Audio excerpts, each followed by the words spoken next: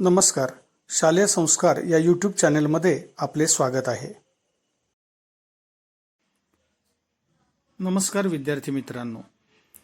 इयत्ता 9वी गणित भाग 1 चा हा व्हिडिओ सेमी इंग्रजी व मराठी माध्यमाच्या विद्यार्थ्यांना उपयुक्त आहे. इयत्ता 9वी गणित भाग 1 प्रकरण 3 बहुपदी पॉलिनॉमियल्स या प्रकरणातील सराव संच 3.5 म्हणजेच प्रॅक्टिस सेट 3.5 मधील प्रश्न 8, 9, 10 आपण अभ्यासणार आहोत. यापूर्वीच्या 2 व्हिडिओमध्ये आपण सराव संच 3.5 मधील पहिले 7 प्रश्न अभ्यासलेले होते. सराव संच 3.5 मधील प्रश्न 8. जर x-2 हा x घन वजा mx वर्ग अधिक 10x वजा 20 या बहुपदीचा अवयव असेल तर m ची किंमत काढा. इथे या उदाहरणामध्ये x-2 ने भागायचं आहे म्हणजे तो भाजक असणार आहे, म्हणून भाजक बरोबर लिहिलेला x-2 आणि या x घन वजा mx वर्ग अधिक 10x वजा 20 या बहुपदीला भागायचं आहे म्हणजे ही आपली भाज्य बहुपदी आहे आणि ते ही बहुपदी x या चलातील आहे, म्हणून या भाज्य बहुपदीला मी p ऑफ x ने दर्शवलेला आहे. म्हणून लिहिलंय p ऑफ x बरोबर x घन वजा mx वर्ग अधिक 10x वजा 20 ही आपली भाज्य बहुपदी आहे आणि x-2 ने भागायचं आहे म्हणजे भाजक आहे x-2 आणि इथे आपल्याला m ची किंमत काढायची आहे. मग इथे आपण शेष सिद्धांताचा उपयोग करून आणि अवयव सिद्धांताचा उपयोग करून असं म्हणू की इथे x-2 ने जर या बहुपदीला भागलं म्हणजे p ऑफ x ला जर भागलं तर भाजक जो आहे x-2 यातील स्थिर पद आहे -2, तर याची विरुद्ध संख्या यामध्ये ठेवली की आपल्याला शेष सिद्धांताच्या सहाय्याने बाकी मिळणार आहे. आणि इथे अवयव असेल तर म्हटलंय तर इथे आपण अवयव आहे असं समजायचं आहे आणि अवयव आहे म्हणजेच बाकी 0 असणार आहे, म्हणून इथे याची विरुद्ध संख्या -2 ची इथे +2 म्हणजे इथे जर x बरोबर 2 जर या p ऑफ x मध्ये ठेवलं तर आपल्याला मिळणारी किंमत असणार आहे p ऑफ 2 आणि p ऑफ 2 इथे 0 असणार आहे कारण इथे x-2 हा या बहुपदीचा अवयव असेल तर म्हणलंय पण इथे अवयव आहे असं आपण मानतोय म्हणजेच इथे p ऑफ 2 ची किंमत 0 असणार आहे. कारण ज्या ठिकाणी भाजक हा भाज्याचा अवयव असतो तेव्हा बाकी नेहमी 0 असते. त्यामुळे शेष सिद्धांताच्या सहाय्याने जर आपण x बरोबर 2 यामध्ये ठेवलं तर p ऑफ 2 ची किंमत इथे 0 मिळणार आहे कारण इथे अवयव आहे असं सांगितलंय. अवयव आहे म्हणजे शेष सिद्धांत आणि अवयव सिद्धांताच्या सहाय्याने आपण इथे म्हणू शकतो की इथे x बरोबर 2 जर यामध्ये ठेवलं तर p ऑफ 2 ची किंमत म्हणजेच बाकी 0 येणार आहे म्हणजे इथे p ऑफ 2 ची किंमत आपण 0 इथे ठेवणार आहोत. म्हणून आता गणित सोडूया.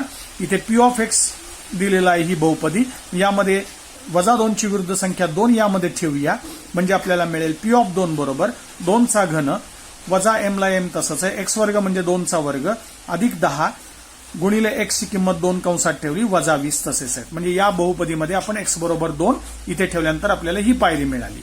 परंतु आता इथे p ऑफ 2 हे 0 असणार आहे कारण इथे अवयव आहे म्हणजेच इथे बाकी 0 उरणार आहे म्हणजेच p ऑफ 2 ची किंमत 0 आहे ती इथे ठेवली म्हणजे 0 बरोबर 2 चा घन झाला 8 m ला m वजा m तसेच आहे 2 चा वर्ग 4 10 गुणिले 2 20 झाले आणि हे वजा 20 तसेच आहे.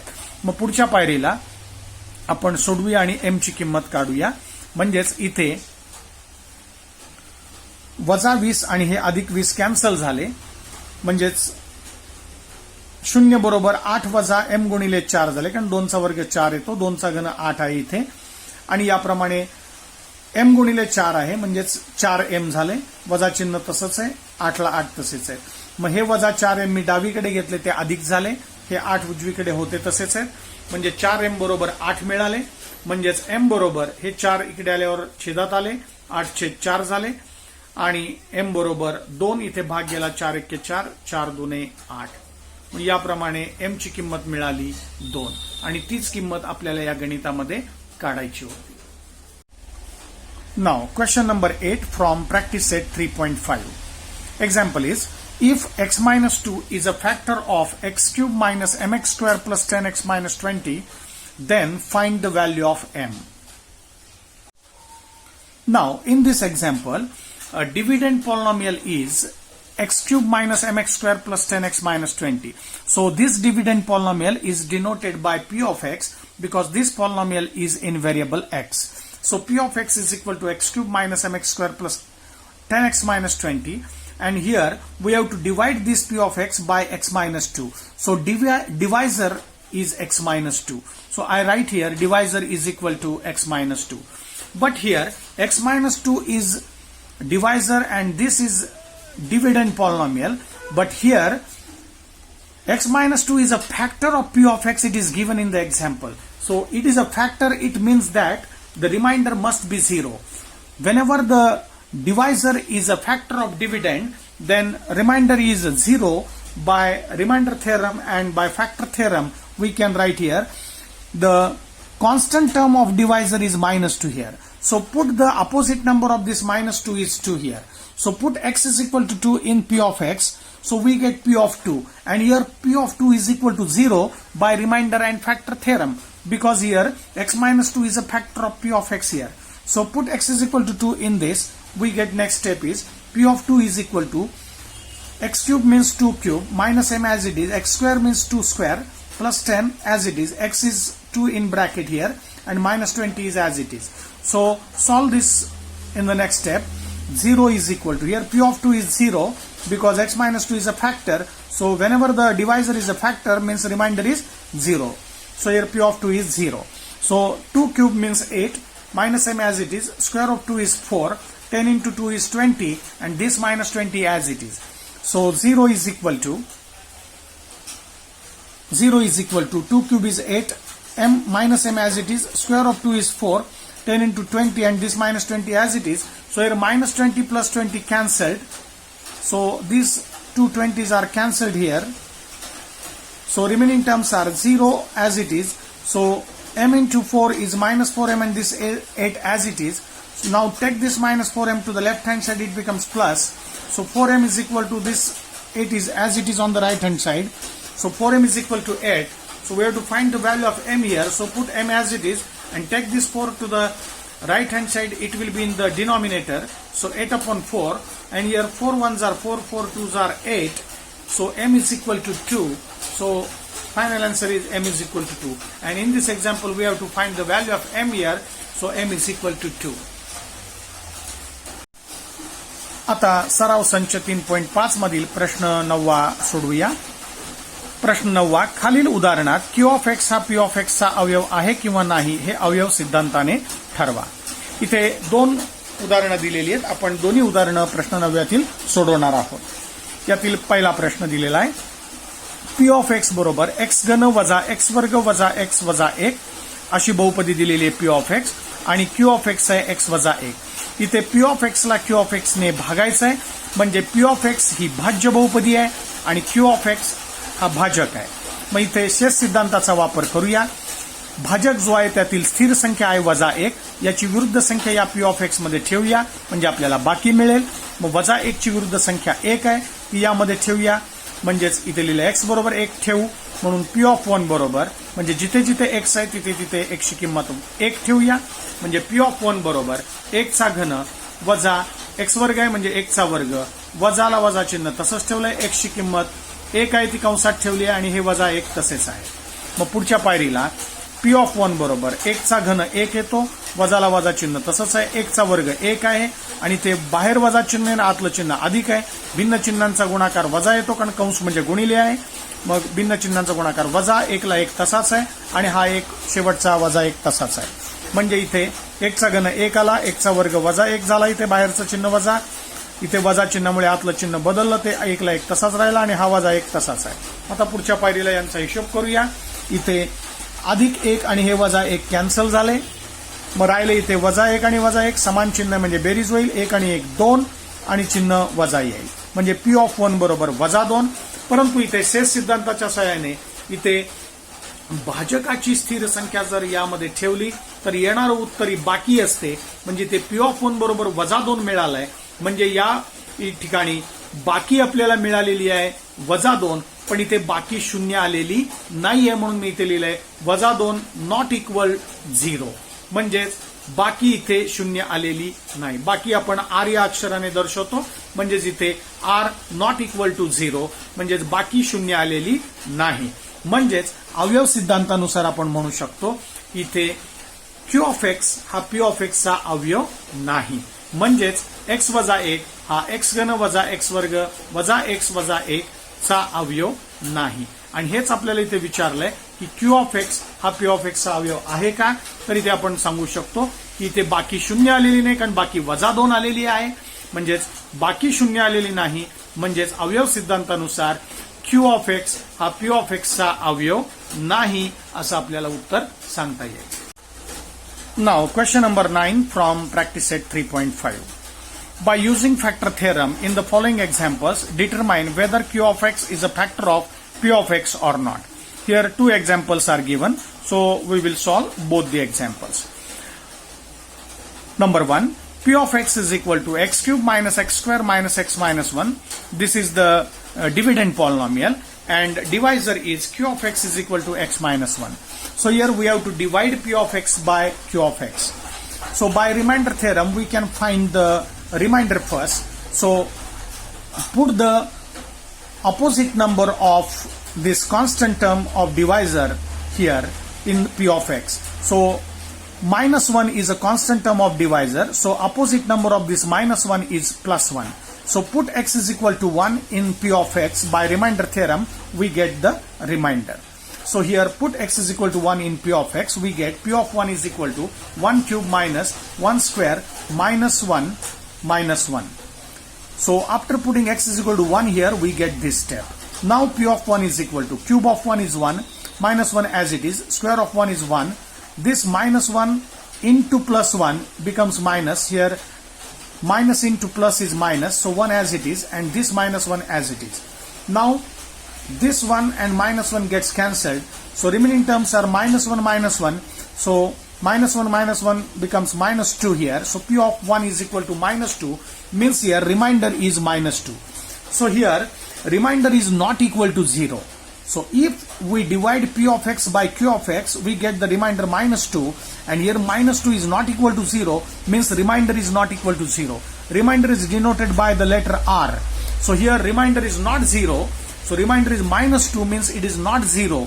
So by factor theorem we can say that here remainder is not 0, means q of x is not a factor of p of x, because by factor theorem here remainder is not 0. Whenever the remainder is 0, then we say that divisor is a factor of dividend, but here remainder is not 0, so x minus 1 is not a factor of x cube minus x square minus x minus 1. It means that q of x is not a factor of p of x. प्रश्न 9व्यातील दुसरं उदाहरण सोडूया. p of x दिलेला आहे 2x घन वजा x वर्ग वजा 45 आणि भाजक बहुपदी आहे q of x बरोबर x वजा 3. आपल्याला इथे q of x ने p of x ला भागायचं आहे आणि इथे अवयव आहे की नाही आपल्याला ठरवायचं होतं. म्हणजेच q of x हा p of x चा अवयव आहे की नाही. मग p of x ही भाज्य बहुपदी आणि q of x ही भाजक बहुपदी आहे. मग इथे शेष सिद्धांताच्या सहाय्याने आपण प्रथम त्याची बाकी काढूया. जर बाकी शून्य आली तरच आपण म्हणणार q of x हा p of x चा अवयव आहे. मग शेष सिद्धांताच्या सहाय्याने बाकी काढण्यासाठी आपण भाजक जो आहे x वजा 3 त्यातील स्थिर पद आहे वजा 3, याची विरुद्ध संख्या p of x मध्ये ठेवूया. मग वजा 3 ची विरुद्ध संख्या झाली 3, मग ती x बरोबर 3 या p of x मध्ये ठेवूया आणि आपल्याला बाकी मिळेल. मग इथे शेष सिद्धांताने मी x बरोबर 3 यामध्ये ठेवलं तर आपल्याला मिळेल p of 3 बरोबर 2 ला 2 तसेच आहेत, x घन म्हणजे 3 चा घन वजा चिन्ह तसंच आहे, x वर्ग म्हणजे 3 चा वर्ग आणि वजा 45 तसेच ठेवलंय. मग पुढे सोडूया. p of 3 बरोबर 2 ला 2 तसेच 3 चा घन झाला 27, वजाला वजा चिन्ह तसंच आहे, 3 चा वर्ग 9 आणि हे वजा 45 तसेच ठेवलंय. पुढच्या पायरीला म्हणून p of 3 बरोबर 27 गुणिले 2 चा गुणाकार झाला 54, वजा 9 ला वजा 9 तसेच आहेत, कारण ते वजा 9 आणि आतलं चिन्ह अधिक आहे त्यामुळे भिन्न चिन्हांचा गुणाकार वजा येईल. या दोघां वजा चिन्हामुळे आतलं चिन्ह बदलून घेतलं ते वजा 9 झाले आणि हे वजा 45 तसेच आहेत. मग इथे 54 ला 54 तसेच ठेवले. इथे वजा 9 आणि वजा 45 यांचा हिशोब झाला, समान चिन्ह म्हणजे बेरीज होईल. 45 आणि 9 ची बेरीज झाली 54 आणि मोठ्या संख्येचं चिन्ह वजा इथे दिलं उत्तराला. मग p of 3 बरोबर मिळाले 54 वजा 54, म्हणजेच p of 3 बरोबर मिळाले 0. म्हणजेच इथे बाकी 0 आली आहे. बाकी आपण r या अक्षराने दर्शवतो. म्हणजेच इथे q of x ने जर p of x ला भागलं तर येणारी बाकी 0 आहे. म्हणजेच r बरोबर 0, म्हणजेच बाकी बरोबर 0. म्हणजेच अवयव सिद्धांतानुसार आपण म्हणू शकतो की इथे q of x हा p of x चा अवयव आहे, कारण इथे बाकी शून्य आलेली आहे.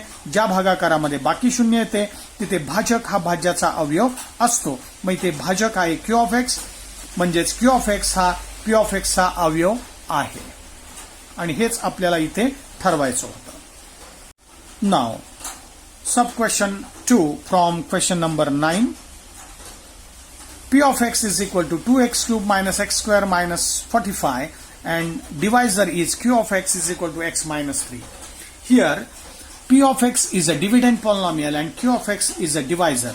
So here we have to divide P of x by Q of x, and here we have to determine whether Q of x is a factor of P of x or not. So to decide whether factor or not, first we have to find the remainder. So to find the remainder, so we are using remainder theorem.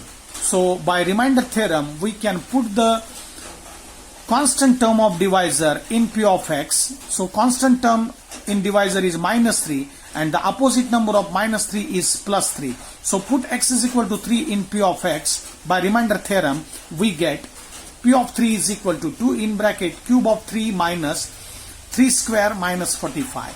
So therefore is equal to P of 3 is equal to 2 as it is, cube of 3 is 27, minus sign as it is, square of 3 is 9, and this minus 45 as it is. So P of 3 is equal to 2 into 27 is 54, minus 9 as it is, and minus 45 as it is here. So P of 3 is equal to 54 as it is, here minus 9 minus 45, same sign addition, so 45 plus 9 is 54, and give the big sign minus here. So P of 3 is equal to 54 minus 54. So 54 minus 54 gets cancelled here. So P of 3 is equal to 0. So we get remainder is 0. And remainder is denoted by letter R. So here remainder is 0 means R is equal to 0.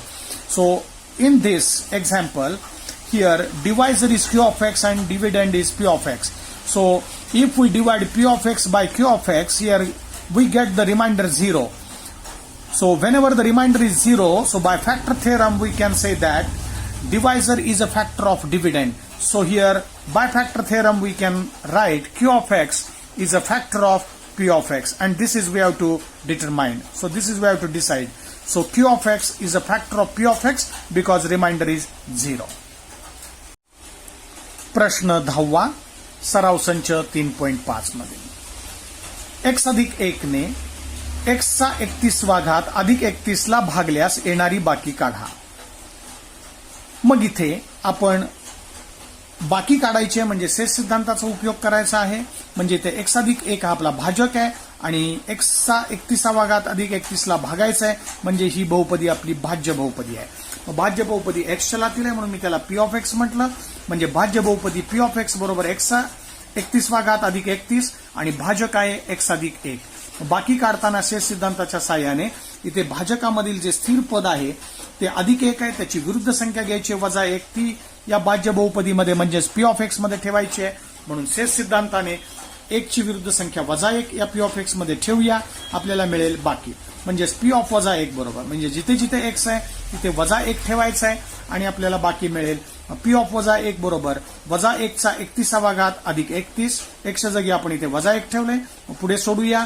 P of वजा 1 बरोबर वजा 1 चा 31वा घात आहे, म्हणजे वजा 1 चा 31 वेळा गुणाकार करायचा आहे. आपल्याला माहिती की वजा 1 चा किती वेळाही गुणाकार केला तरी उत्तर एकच येणार आहे, पण इथे वजा चिन्ह आहे आणि जेव्हा वजा चिन्ह म्हणजे इथे वजा 1 चा 31वा घात आहे, म्हणजे ऋण संख्येचा घातांक इथे विषम आहे. जेव्हा ऋण संख्येचा घातांक विषम असतो तेव्हा येणारं उत्तर हे ऋणच असतं. मग त्याप्रमाणे इथे उत्तर ऋण येणार आहे आणि 1 चा कितवाही घातांक असेल म्हणजे किती वेळाही गुणाकार केला तर तो एकच येणार आहे. त्यामुळे वजा 1 चा घातांक इथे विषम संख्या असल्यामुळे इथे उत्तर वजा 1च येणार आहे आणि हे 31 ला 31 तसेच आहे. मग यांचा हिशोब पुढच्या पायरीला करूया. वजा 1 अधिक 31 यांचा हिशोब भिन्न चिन्ह आहे म्हणजे वजाबाकी होईल. 31 मधून 1 गेला 30 आणि मोठ्या संख्येचं चिन्ह प्लस इथे उत्तराला दिलं म्हणजे P of वजा 1 बरोबर मिळाले 30. म्हणजे शेष सिद्धांताच्या साहाय्याने इथे आपण भाजकातली स्थिर संख्या जी होती अधिक 1 त्याची विरुद्ध संख्या यामध्ये ठेवली वजा 1 आणि जे उत्तर आपल्याला येतं ती बाकी असणार आहे शेष सिद्धांताच्या नियमानुसार. त्यामुळे P of वजा 1 बरोबर 30 मिळाले, म्हणजेच आपल्याला बाकी मिळाली 30. आणि 30 इथे आपल्याला बाकीच आपल्याला इथे काढायची होती, त्यामुळे हे उत्तर मिळालं बाकी बरोबर 30. Now question number 10 from Practice Set-3.5. If x raised to 31 plus 31 is divided by x plus 1, then find the remainder. Now, in this example, here x raised to 31 plus 31 is divided, means this is a dividend polynomial, and x plus 1 is a divisor. And here we have to find the remainder, means we have to use the remainder theorem. So x plus 1 is a divisor and this polynomial is a dividend. So this polynomial is in variable x, so I denote this polynomial by p of x. So dividend polynomial is p of x is equal to x raised to 31 plus 31 and divisor is x plus 1. So here the constant term of divisor is plus 1, so the opposite number of this plus 1 is minus 1. So to find the remainder by remainder theorem, we have to use the opposite number of this constant term. So opposite number of constant term is minus 1 here, so put x is equal to minus 1 in p of x. So we get remainder. So put x is equal to minus 1 here in p of x. We get next step, p of minus 1 is equal to minus 1 raised to 31 plus 31 as it is. Here the minus 1 raised to 31 is minus 1 and this 31 as it is. Here minus raised to 31. Here 31 is a odd number, and whenever the negative number have an index odd number, then answer is always negative. So minus 1 raised to 31 is minus 1 plus 31 as it is. So p of minus 1 is equal to minus 1 plus 31. Here different sign subtraction. So 31 minus 1 is 30 and give the big sign plus here. So p of minus 1 is equal to 30. So remainder is equal to 30. And here we have to find remainder. So remainder is equal to 30. This is the final answer.